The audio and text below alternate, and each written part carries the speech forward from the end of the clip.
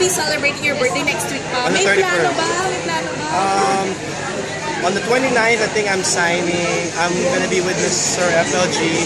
Everyone from GM and Network Essence, so we're gonna have a contract signing. Tapos I'm off to Boracay. So, yun. Idea mo mag-Boracay or... My group of guy friends wanted to go. Pinag-uusapan na siya matagal, so I was blessed enough to be able to have that weekend off. So yun, for my birthday, I'll be in Boracay with my friends.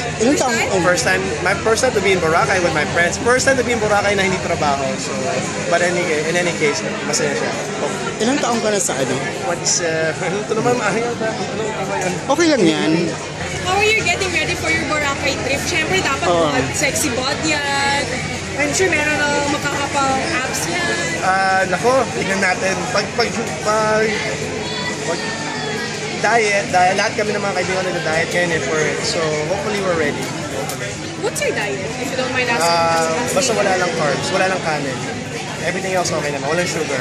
Kaya nakakalungkot. Pero for today, we'll make an exception kasi madaming cake. Parang nahihiligan ka rin sa kickboxing ba yun? Yes, boxing. Bakit? Yun ang napili mo workout?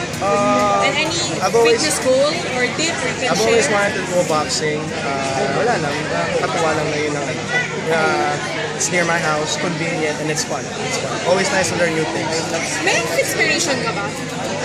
Meron ka bang inspiration? Normally girls have their own inspiration, but you do. If I was a third the age of Hugh Jackman, ganun yung ano, that age, yes. My age, I don't know, madami eh. Ryan Gosling, I guess, you know. Sino pa ba? Basta, paano man makamit ng diet ko and workout, yun na lang, nakatin ako. Pero yun, if I ever get to that age, kaya Hugh Jackman,